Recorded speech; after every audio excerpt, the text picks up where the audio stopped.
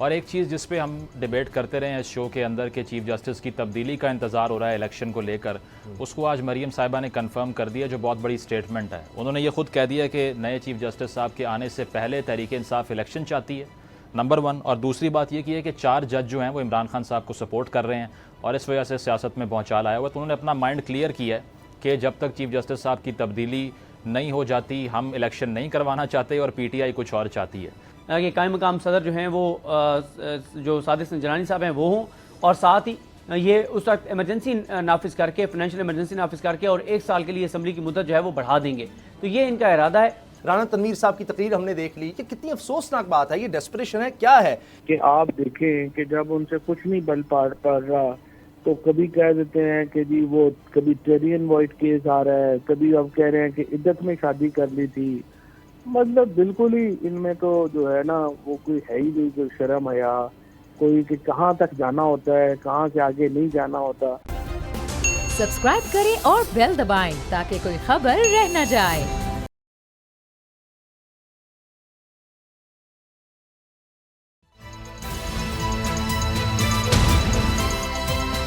अब पता चला।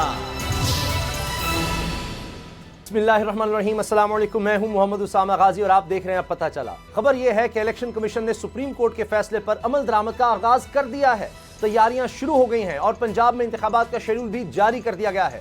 पंजाब की निगरान हुकूमत ने अदालती फैसले पर मुकम्मल अमल की यकीन दहानी करा दी है। इत्तेहादी हुकूमत जो सुप्रीम कोर्ट का फैसला न मानने का ऐलान कर चुकी, इलेक्शन की ये तैयारियां देखकर इसके हाथ पांव फूल गए हैं। PDM इत्तेहाद के सरबराहों ने सर जोड़ दिए हैं। एक नुकाती एजेंडा यह है कि इंतखाबात का रास्ता कैसे रोका जाए, अदलिया को कैसे काबू किया जाए। विफाकी वज़ीर दाखिला राना सनाउल्लाह कहते हैं इलेक्शन से घबराते नहीं। मेरा मासूमाना सवाल है, फिर इलेक्शन कराते क्यों नहीं? राना सनाउल्लाह मजीद फरमाते हैं कि मुत्ताज़ा इलेक्शन मुल्क के लिए तबाही का सबब बन सकते हैं। सवाल यह है कि इस वक्त कौन सा खुशहाली का दौरा है और दूध शहद की नहरें बह रही हैं। सच यह है कि हुकूमत और इत्तेहादी इलेक्शन में जाने के लिए बयानिए की तलाश में है।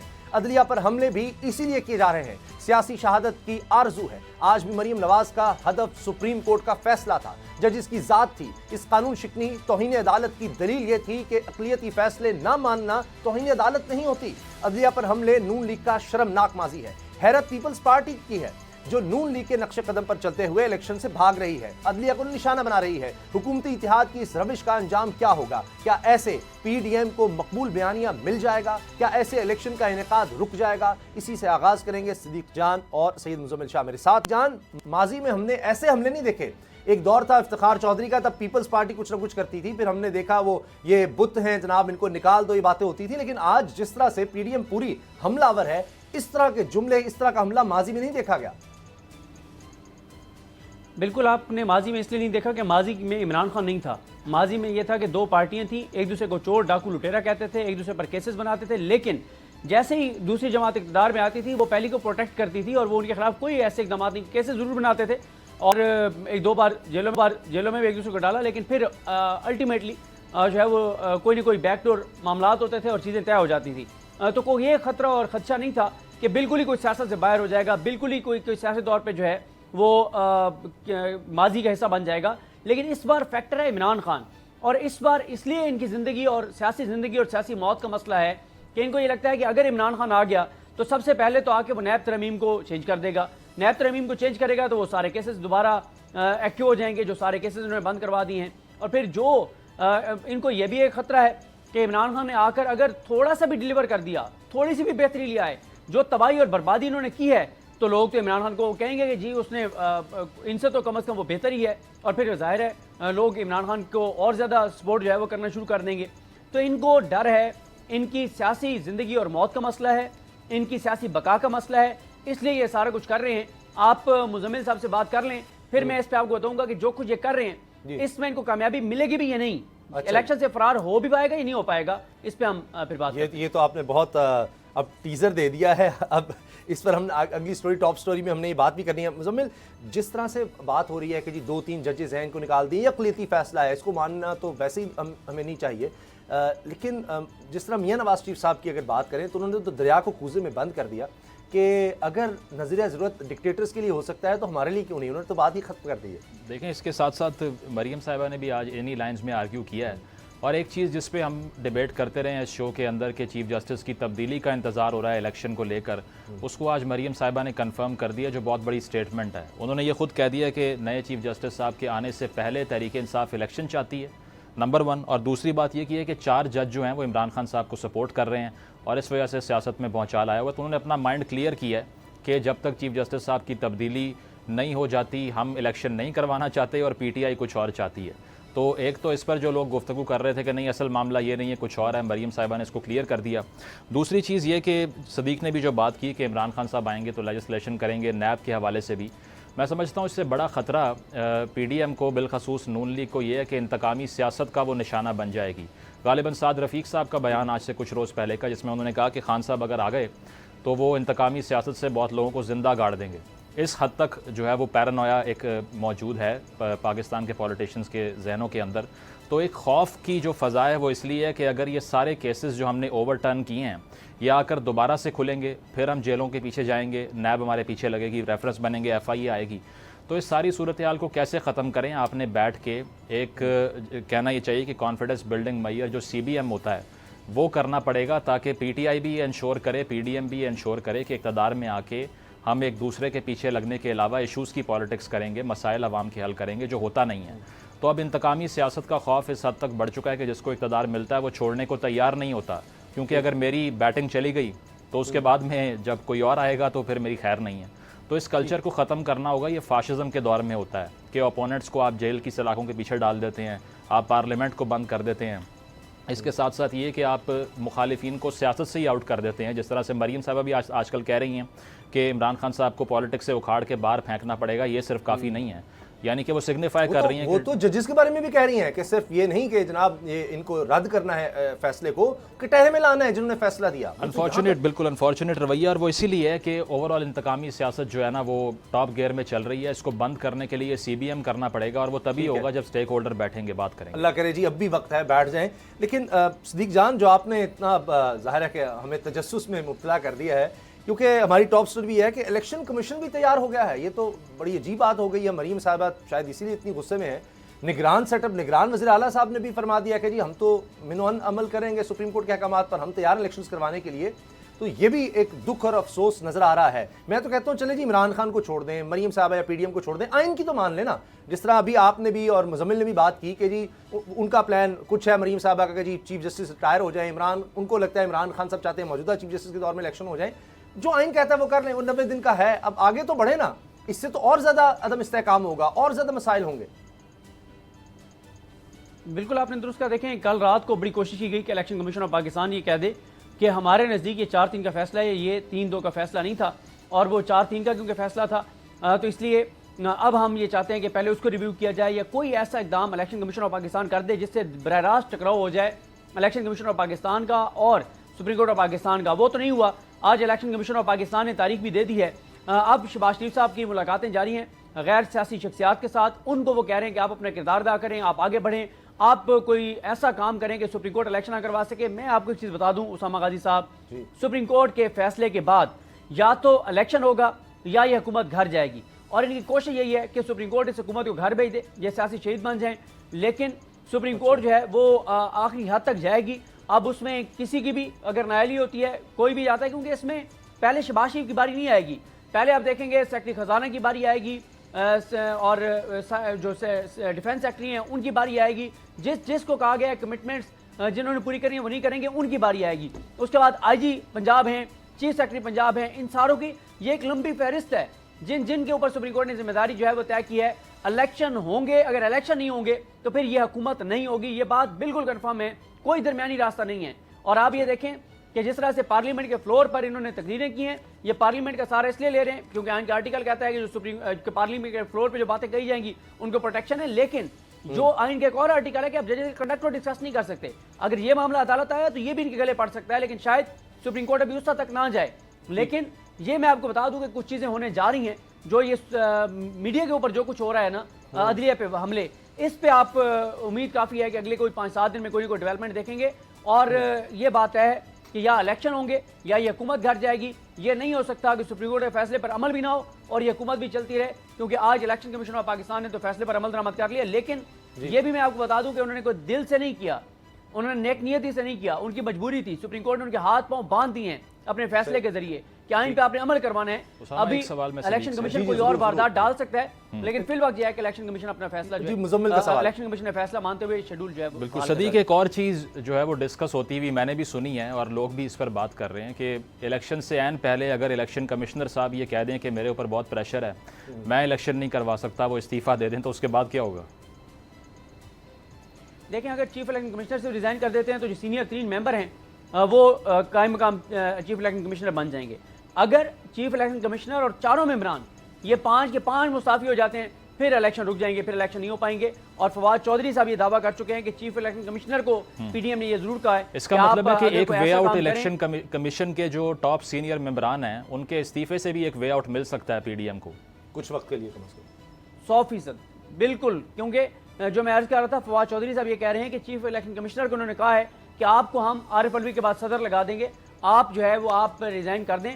अगर आपके रिजाइन से इलेक्शन रुक सकते हैं, लेकिन सिर्फ उनके रिजाइन से इलेक्शन नहीं रुकेंगे, फिर जो है वो तमाम मेंबरान को भी साथ मुस्ताफी होना पड़ेगा। अच्छा, इसमें अब चूंकि बड़ी दिलचस्प ये सारी डिबेट है कि आगे क्या होना है। इत्तेजाज हसन साहब को मैं सुन रहा था मुजम्मिल कि उन्होंने कहा कि ये जो समझ रहे हैं अक्टूबर में सदर नहीं होंगे, वो जब तक सक्सेसर नहीं आ जाए आइन के मुताबिक, तो सक्सेसर तब आएगा जब इलेक्टोरल कॉलेज यानी पंजाब में खैबर पख्तूनख्वा में इलेक्टेड गवर्नमेंट होगी, तो तभी वहां से सूबों से वोट करके सदर बन सकता है। तो इत्तेजाज साहब के बकौल कि ये भी इनका ख्वाब ही है कि ये अक्टूबर में सदर आरिफ अलवी नहीं होंगे, तो एक वो मसला है। और ये जो आपने और सदीक जान ने कहा, तो देखना होगा कि फिर कितना अरसा ये डिले कर सकते हैं, क्योंकि ये तो देखिए मरीम साहब अगर ट्वीट करती हैं तो वो नवाज शरीफ साहब की तरफ से कह रही होती हैं, और जो नवाज शरीफ करते हैं नून लीग ने वही करना है, तो वो तो कह चुकी हैं कि हो जाए डिस्क्वालिफिकेशन, उन्होंने तो अपना माइंड कर लिया हुआ है। तो क्या इनको फाइनली एक ये रास्ता मिल गया है? सोच तो ये नजर आ रही है कि जब वाज़ेह तौर पर वो बार बार कह रहे हैं, राना सनाउल्लाह कह रहे हैं जी मुतनाज़ा इलेक्शन मुल्क की तबाही का बायस बनेगा, हमने इलेक्शन में नहीं जाना, हमने किसी सूरत इलेक्शन में नहीं जाना। वो अलग बात है इलेक्शन कमीशन क्या कह रहा है, निगरान हुकूमत क्या कह रही है, लेकिन विफाकी हुकूमत का बिल्कुल माइंड है कि हमने इलेक्शन में किसी सूरत नहीं जाना। तो ये जिस तरह के हम देख रहे थे 0.4%, वर्ल्ड बैंक कह रहा है आपकी इस वक्त मुआशी नमू जो है वो पहुंच चुकी है 0.4%। रिकॉर्ड सतह पर आपके महंगाई है, डॉलर पेट्रोल कुछ कंट्रोल नहीं है। तो कुछ तो था नहीं इलेक्शन में जाने के लिए, और ये तो एक सोच थी कि चले कोई केयर टेकर आ जाए, कुछ और हो जाए साल 2 साल के लिए, ताकि हमारे लोग भूल जाएं और फिर हमें एक लेवल प्लेइंग फील्ड मिल जाएगी इमरान खान के साथ। तो ये एक वे आउट शायद वो चाह रहे हैं, तो इसलिए वो कह रहे हैं जाते हुए कोई बहाना तो बनाओ, सुप्रीम कोर्ट कोई रगड़ दो सबको। ये सदर साहब के हवाले से आपने जो बात की है, इससे यकीनन एक कॉन्स्टिट्यूशनल क्राइसिस खड़ा हो सकता है कि अगर नई असम्बलीज जो है वो अभी इलेक्ट नहीं हुई और उसके बावजूद नया कैंडिडेट लेकर आना है, तो फिर वो किस तरह से आएगा, उसमें क्या लकूनाज हैं कॉन्स्टिट्यूशन को लेके, वो तो ऑब्वियसली बड़ा सवाल है। लेकिन जिस तरह से आपने बात की कि इलेक्शन कमीशन का जो पहले केस था, अब मैंने इस सारे आर्ग्यूमेंट्स के अंदर मरदमशुमारी का नाम इस सारी समात में मैंने नहीं सुना। पहले सारा केस उस पर बिल्ड किया, बाद में उसको कंटेस्ट नहीं किया, भूल गए शायद, या वैसे उसको इंपॉर्टेंट नहीं समझा। उसके बाद में जी जो फंड की बात है वो भी मजाका खेज है, ये आपको भी मालूम है, मुझे भी मालूम है। मैंने अभी कल खबर देखी है कि लाहौर में एक अंडरपास का बजट 6 अरब रुपये अप्रूव हो गया। 6 अरब में एक अंडरपास बन सकता है, अब अप्रूव हो गया, अभी हुआ है, कल की बात कर रहा हूँ, बंद रोड पे बनने जा रहा है। तो उसके साथ साथ 20 अरब रुपया पूरी स्टेट के पास नहीं है इलेक्शन के लिए। अब आप ये हिसाब लगाइए कि इस पर ये क्या केस बिल्ड किया है। ये हर एक को मालूम है कि असल में रिलक्टेंस है, एक शहर का एक अंडरपास, एक रोड। बिल्कुल। तो ये इससे ये वाज़ेह होता है कि ऑब्वियसली ओपिनियन जो है वो कहीं और लाई करती है। और साथ साथ जिस तरह से ये अभी हम बात कर रहे हैं कि जो इलेक्शन कमिश्नर साहब अगर इस्तीफ़ा दें या और लोग दे दें, तमाम वे आउट्स को एक्सप्लोर करेगी पीडीएम। उसकी वजह यह है कि फ़ैसला वो कर चुके हैं। कल भी मुतादिद जो रहनुमा हैं पीडीएम के, उनकी तरफ से ट्वीट भी सामने आए हैं कि इलेक्शन नहीं होगा, जो मर्जी कर लें आप। तो उनका माइंड क्लियर है, हम सियासत छोड़ देंगे। इरफान कादिर साहब ने कहा जी जो कहेंगे लतीफ कोसा साहब वो मैं करूंगा, जब प्रोग्राम में दोनों में बहस हुई। बिल्कुल। तो पीडीएम का बयानिया जो है इसमें वाज़ेह है, और उसमें जो भी वे आउट मिलता है उनको इलेक्शन कमीशन की तरफ से मिलता है, कंटेम्प्ट लगता है, कुछ भी होता है, ये फैसला हो चुका है। और मरीम साहिबा ने ऑब्वियसली इसी तरह से बयानिया तश्कील दिया कि हमारी हुकूमत ये नहीं है, नवाज शरीफ साहब वापस आएंगे वो हमारी हुकूमत होगी, ये नहीं है जी। वो बाजवा साहब को भी देख रहा तो कह रहे हैं ये मियाँ जो है ना, छोटे मियाँ साहब, ये तो फेलियर है, नवाज शरीफ आएंगे तो कुछ होगा। लेकिन सदीक जान, बड़ा सवाल ये है इससे हासिल क्या होगा? कुछ वक्त हासिल हो जाएगा, उसके बाद क्या पलड़े बराबर हो जाएंगे? क्या इससे फ़ायदा होगा? नहली भी हो जाएगी? अच्छा, फ़र्ज़ कर लें कि सारा इलेक्शन कमीशन भी चला जाता है, उसके बावजूद कितने अरसा ये इलेक्शन डिले कर लेंगे, क्या हासिल कर लेंगे? देखें, ये डिले करना चाहते हैं अक्टूबर तक, सितंबर अक्टूबर तक, और इनकी कैलकुलेशन यही है कि ये आरिफ अलवी साहब जो बात कर रहे हैं, ठीक कह रहे हैं एजाज साहब, लेकिन इनका ये ख्याल है कि उस वक्त जो लतीफ़ खोसा साहब बात कर रहे हैं कि ये कुछ ऐसी चीज़ करेंगे कि कायम मकाम सदर जो हैं वो जो सादिक नजरानी साहब हैं वो हों, और साथ ही ये उस वक्त इमरजेंसी नाफिज करके, फाइनेंशियल इमरजेंसी नाफिज करके और 1 साल के लिए असम्बली की मुद्दत जो है वो बढ़ा देंगे। तो ये इनका इरादा है। ये समझते हैं कि जब कम अज़ कम यानी आज से अगर आप काउंट करें, अगर अगले 1.5 साल इलेक्शन नहीं होते तो इनको लगता है कि 1.5 साल में इमरान खान की पॉपुलैरिटी वो नहीं रहेगी जो इस वक्त है, तो उसके बाद चीज़ें आसान हो जाएंगी। और साथ यह है कि इनके लिए तो विन विन पोजीशन है। ये कहते हैं कि लड़ो, या तो इलेक्शन को आगे ले जाओ, नहीं घर चले जाओ और बयानियाँ बना लो कि हमें सियासी तौर पर शहीद कर दिया गया है। देखें जी, अगर हम रह जाते, हमें ना निकाला जाता, सुप्रीम कोर्ट ना निकालती, तो वो देखें जी हम ये कर देते, हम वो कर देते, हम ये कर रहे थे, हम वो कर रहे थे। तो इसलिए ये सारा कुछ किया जो है वो किया जा रहा है। चलिए, अब ये देखना होगा कि कितना अरसा ये मजीद इलेक्शंस को डिले कर सकते हैं। अगर ये जिस तरह मुज़म्मिल आपने बात की है कि ये इलेक्शंस को आगे ले जाने के लिए इलेक्शन कमीशन पर भी दबाव डाल सकते हैं कि सारे ही लोग जो हैं वो इस्तीफ़ा देते हैं। अब उनसे वादे वईद होते हैं। हमने माजी में तो देखा है कि लोगों को सरकारी ओहदे दिए जाते हैं। अभी एक जज साहब थे जिन्होंने बरी किया शहबाज शरीफ साहब को, तो बस रिटायरमेंट के साथ ही उनको सरकारी ओहदा मिल गया। लेकिन इससे ये तो नहीं होगा लोग भूल जाएंगे, क्योंकि अब आप देखिए केयरटेकर सेटअप आता है, कुछ भी होता है, वो जितना अरसा भी चलता है तो चीज़ें तो इसी हुकूमत को सहनी होंगी। लोग कहेंगे इनकी वजह से सारा अदम इस्तेहकाम आया, इतनी आसानी से लोग भूल नहीं सकते। बहरहाल, क्योंकि जो भी केयरटेकर सेटअप आएगा या जो भी नया सेटअप इस लिहाज से आएगा वक्ती तौर पर, तो उसने तो शायद दूसरा वोट नहीं मांग रहे। मुझे ब्रेक का कहा जा रहा है, ब्रेक लेते हैं और ब्रेक के बाद बात करेंगे इमरान खान साहब का एक केस इस्लामाबाद हाई कोर्ट में गया और ज़मानत मनसूखी का था FIA की तरफ से, लेकिन उल्टा लेने के देने पड़ गए। अब क्या मरीम साहबा इस्लामाबाद हाई कोर्ट के 2 जजेस को भी कहेंगी कि जी उन्होंने तो ये कह दिया कि कोई एक सबूत भी नहीं आया इमरान खान के खिलाफ ममनुआ फंडिंग के हवाले से, और ये लोग माजी में अदालत के बारे में क्या कहते थे, अब ये क्या कह रहे हैं जजेस को, वो भी दिखाएंगे आपको इस ब्रेक के फौरन बाद।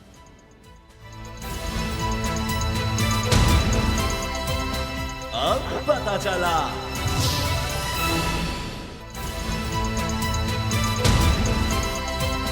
अब पता चला। तहरीक इंसाफ के रहनुमा फवाद चौधरी साहब हमारे साथ हैं। फवाद चौधरी साहब, हम डिस्कस कर रहे थे प्रोग्राम में कि जिस तरह से हम देख रहे हैं जजेस पर हमले हो रहे हैं, जो कुछ कहा जा रहा है कि जी कटहरे में लाओ, मरीम साहब की तरफ से पूरे इजलास हो रहे हैं, बड़ा अफसोसनाक है।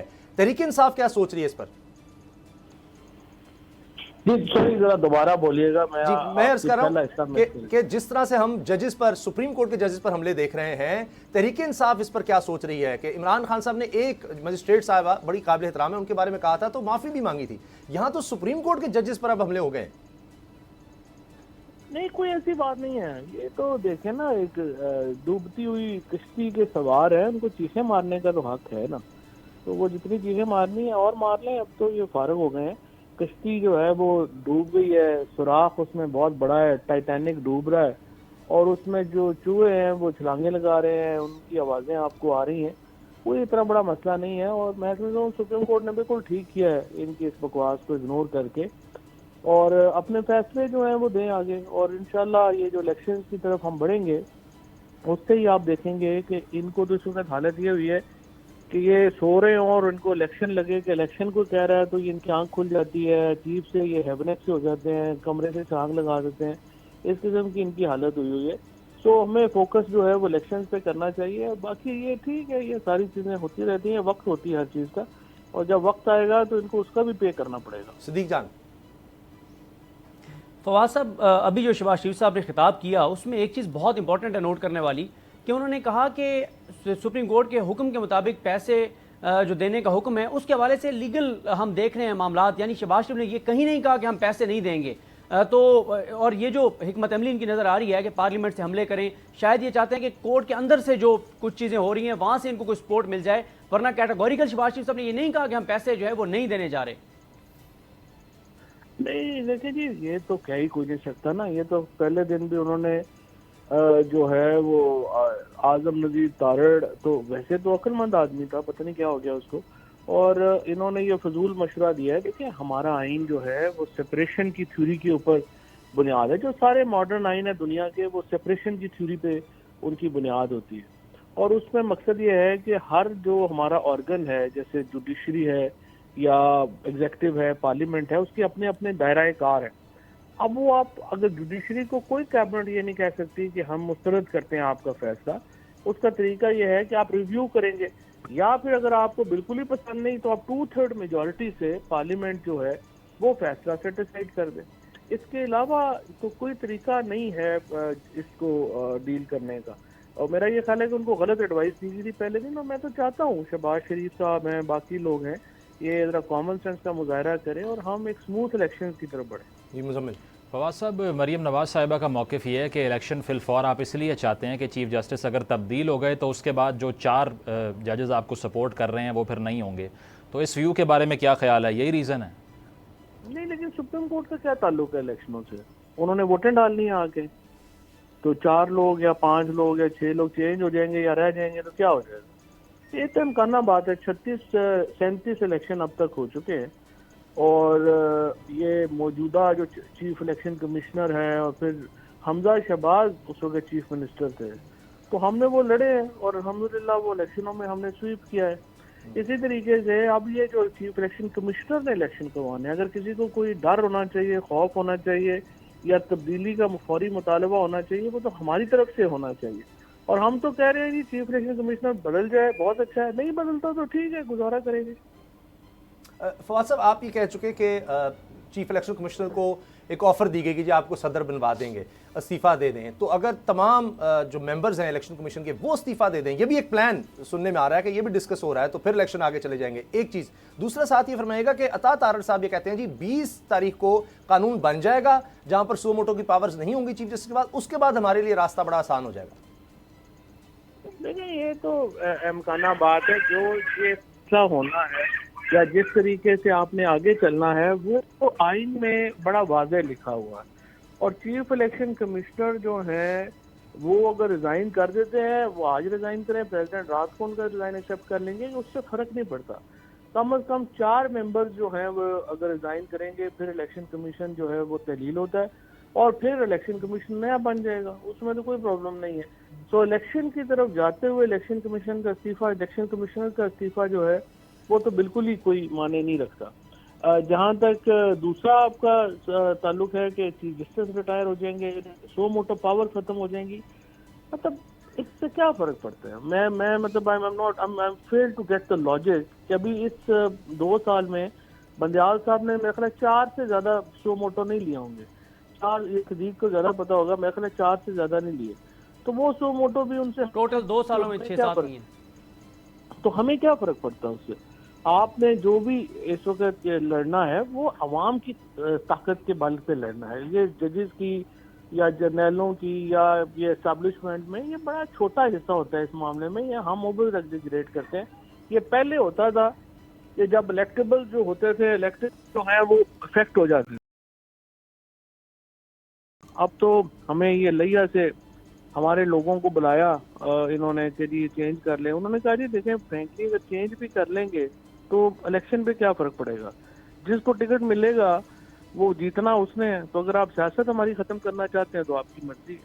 डायनेमिक्स बड़े चेंज हो गए हैं। अब एक ये थोड़ा सा मैं आप लोगों की तवज्जो दिलाना चाहता हूँ कि ये अभी तक ना तज्जिया नहीं हुआ कि जो दरिया खान भक्कर में और ये अभी जब इलेक्शन हुआ है जामपुर में, यहाँ पे आप देखें कि औरतों के वोट ने कैसे चेंज जो है वो किया है रिजल्ट्स को। एक जगह पे 36% वोट पीटीआई को ज्यादा मिले, एक जगह पे 32% वोट औरतों के पोलिंग स्टेशन पे पीटीआई को ज्यादा मिले। ये जो डायनामिक्स है ना, ये नए, एक तो जो यूथ है जाहिर है कि वो 66% हमारी 63% के करीब जो है वो 30 साल से कम है। और दूसरा, पहली बार ये हुआ है कि इवन जो रिमोट एरियाज है वहां पे भी खवातीन अपने फैसले खुद कर रही हैं। ये 2 बहुत बड़ी चेंजेस हैं पाकिस्तान की पॉलिटिकल डायनामिक्स में, और ये नून लीग वगैरह इसको समझने से काम है। अच्छा, एक चीज़ फवाद साहब, ये आपकी बात दुरुस्त है, सर्वेज भी हम देख रहे हैं, ज़िमनी इलेक्शन देख लें, सब कुछ हमारे सामने है। 37 इलेक्शन होते हैं, 30 तहरीक इंसाफ जीती है। एक बात की जा रही है जी, इमरान खान साहब बड़े सीनियर सहाफ़ी भी बात कर रहे हैं तरीके से, सिविल सोसाइटी के जो लोग मिल रहे हैं कि जी बीच में कोई आगे चलें कि इंतकामी कार्रवाई कोई ना हो, कोई केसेस ना इमरान खान से बनाए, क्योंकि इमरान खान आ रहा है, ये सबको नजर आ रहा है। तो ये सिर्फ गारंटी दे दें तो आप कुछ सोच रहे हैं कि चलें कोई माहौल बेहतर हो जाए, अदम इस्तेहकाम खत्म हो, तो इसके लिए उनकी कोई तसल्ली करा दें, वो बड़े डरे हुए हैं।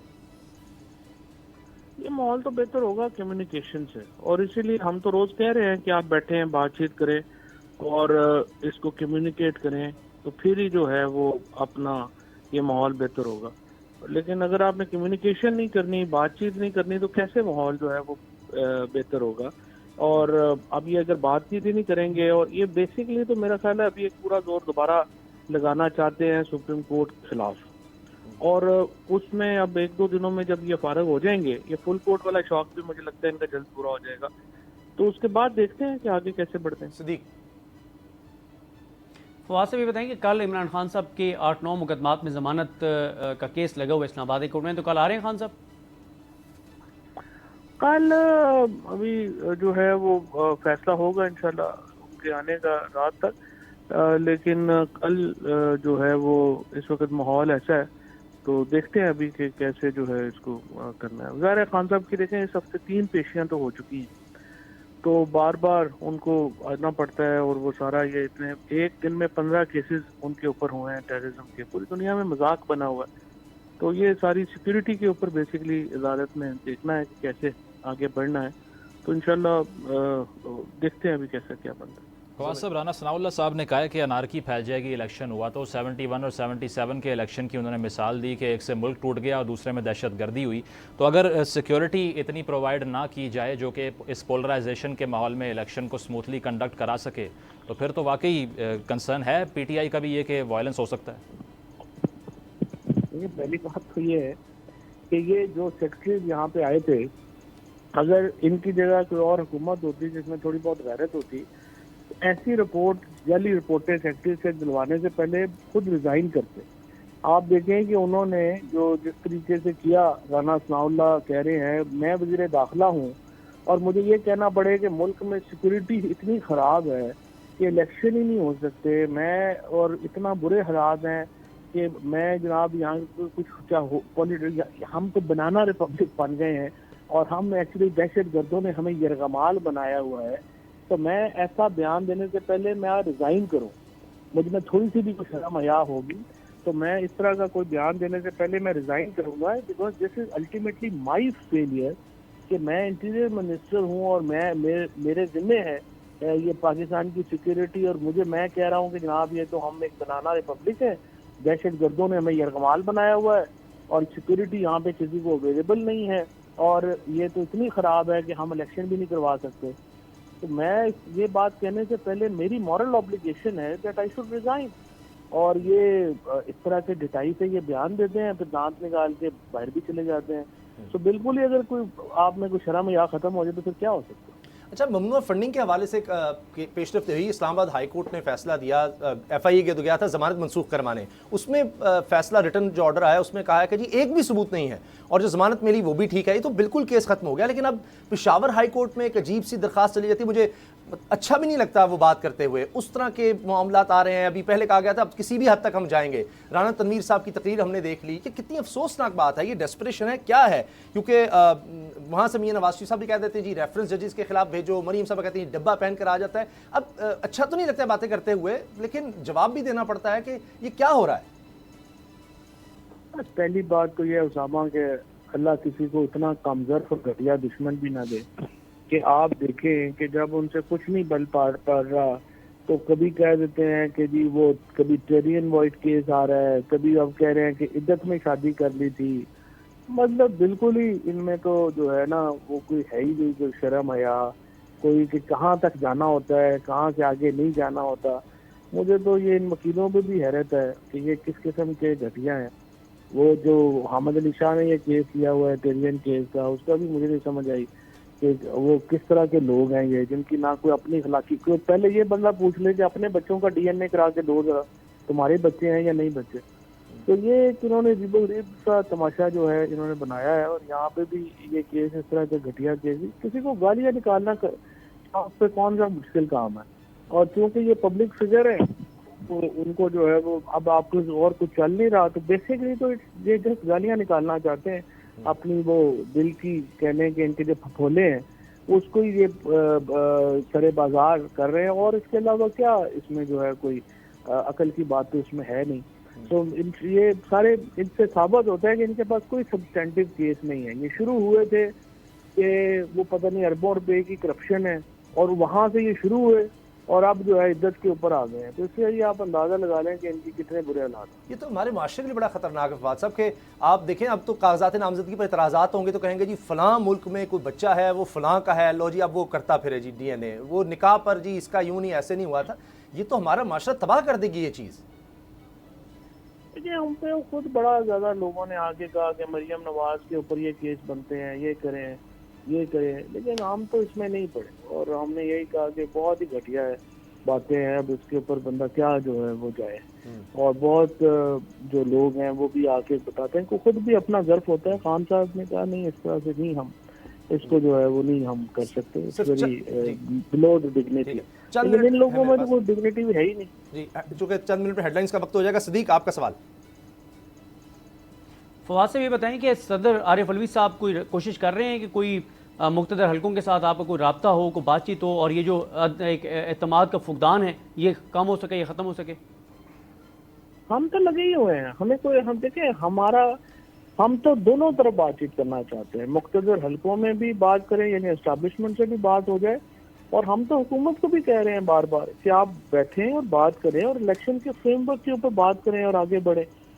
ये एक्चुअली मुझे तो समझ नहीं आ रही कि ये एक तो मेरा ख्याल है कि नवाज शरीफ पाकिस्तान की सियासत से बहुत ही डिस्कनेक्टेड है। दूसरा यहाँ पे अभी तो जो पॉलिसी है ना, मुझे तो ये यकीन है कि मरियम नवाज जो है वो चाहती हैं शहबाज शरीफ डिस्क्वालीफाई हो, और सारा इस वक्त मरियम नवाज जो है वो खेल ये खेल रही हैं जिस तरह से यूसुफ रजा गिलानी को डिस्क्वालीफाई करवाया था जरदारी साहब ने, बड़ी मेहनत से डिस्क्वालीफाई कराया था उस वक्त उन्होंने, क्योंकि गिलानी साहब जरा जरूरत से ज्यादा इख्तियार इस्तेमाल करना शुरू हो गए थे, तो जरदारी साहब ने फैसला किया कि उन्होंने गिलानी साहब को डिस्क्वालीफाई करवाना है। इसी तरीके से अब मरियम नवाज जो है वो लगी हुई है कि किसी तरीके से ये डिस्क्वालीफाई हों और उनका एक उनको सियासी बयानिया भी मिल जाए, सियासी शहीद भी मिल जाए और टिका से जान भी छूट जाए। अच्छा। तो वो तो उनको तो तीन फायदे हैं। तो मरियम नवाज बेसिकली मुझे लगता है, और नवाज शरीफ को उन्होंने कन्विंस किया हुआ है कि ये जब तक शहबाज शरीफ की कुर्बानी नहीं होती अदलिया से, हमारे पास कोई और नैरेटिव नहीं है। Sir last minute last question Muzammil आपका, और मैं इसमें ऐड करूंगा एक चीज़। फवाद साहब, बिलावल भुट्टो साहब ने कल अपने खिताब में कहा है कि तख्ते लाहौर की लड़ाई है, पंजाब की लड़ाई है सारी, इसीलिए KP इलेक्शन पे ना कोई तारीख देने को तैयार है, ना कोई स्ट्रेस डालता है उस तरह से जिस तरह पंजाब पे होता है, और जजेस के अंदर भी पंजाब की सोच प्रिवेल कर रही है। इसको कैसे देखते हैं आप? सर इसमें फवाद साहब एक चीज़ ऐड कर लें, अरशद शरीफ साहब के हवाले से जुडिशल कमीशन का कहा गया कि अगर JIT ने सही काम ना किया तो उस पर भी क्या तहरीक इंसाफ कहती है? मेरा ख्याल है ये बड़ा अच्छा डिसीजन होगा। जुडिशल कमीशन बनना चाहिए, अरशद के ऊपर भी बनना चाहिए, और इमरान खान के ऊपर जो असैसिनेशन अटेम्प्ट हुई है उसके ऊपर भी बनना चाहिए। ठीक है। क्योंकि ये इंतजामिया के होते हुए तो देखे ना, कोई इम्कान ही नहीं है किसी इंडिपेंडेंट इन्वेस्टिगेशन का। Judicial commission is the only way forward in both cases. और बिलावल जहां जी, और जो मुजम्मिल ने सवाल किया, तो उनका कोई उनको कुछ भी नहीं, वो हर बात के ऊपर वो एक, चूंकि वो लीडर नहीं है और वो कौम को तकसीम करके समझते हैं कि हम हुकूमत कर लेंगे, ये कौमों को जोड़ के सियासत होती है, तकसीम करके सियासत नहीं होती। और बिलावल भुट्टो ने अपनी पार्टी का, अपनी माँ का, अपने नाना का बेड़ा गर्क कर दिया, उनका नाम ही डबो दिया।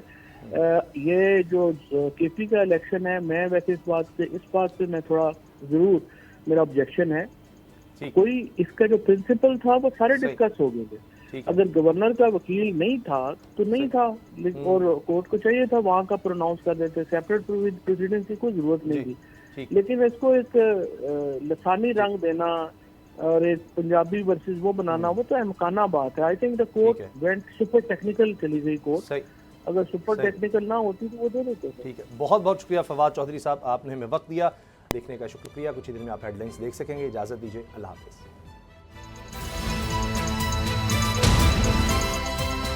अब पता चला। अगर आपको ये वीडियो पसंद आई तो सब्सक्राइब करें और बेल पर क्लिक करें। तो नजर आ रहा है सामने लिखा हुआ है जुल्म मिटने के लिए, दो चीजों से मिटेगा भाई। एक, अदल की कुर्सी पे जो लोग बैठते हैं ना, वो अदल के हिसाब से फैसले करने लगे। दूसरा, कौम निकल खड़ेगी उस जुल्म के खिलाफ, तो जुल्म खत्म हो जाएगा। या इन दोनों में से कोई एक चीज हो जाए या दोनों हो जाए। अगर 420 का मुकदमा था, उस वक्त अदलिया में जो लोग बैठे हुए केस देख रहे थे, वो पूछते ना यार चीट हुआ कौन है। जब उनको दिखता कोई चीट नहीं हुआ, केस खत्म कर देते, तो जालिम जुल्म कर ही नहीं पाता। 9 जजेस ने नोट बिफोर किया मेरे केस को यार, 1.5 साल चला। शख्सी जमानत का केस, सेम केस इस्लामाबाद में कर दिया। एक ही इल्जाम पे 2 केस हो नहीं सकते भाई। मतलब 60 दिन का वक्त होता है, 102 दिन के बाद मैं जीत गया, केस बरी हो गया, 102 दिन के बाद अपील फाइल की, एक्सेप्ट कर ली। नहीं करते ना एक्सेप्ट, खत्म हो जाता ना जुल्म यार। भरी अदालत में मुझे बरी कर दिया, फिर पता नहीं क्या हुआ, 2.5 घंटे बाद का नोट बिफोर। मैं नहीं सुनता ये केस, खड़े रहते अपने फैसले पे, मिट जाता जुल्म। अल्लाह ताला ने बिठाया इस इन कुर्सियों पे इनको यार, ये अल्लाह ताला की तरफ से फैसले करते हैं। तो या तो ये फैसले आएंगे, जुल्म मिट जाएगा, या कौम खड़ी हो जाएगी जुल्म के खिलाफ।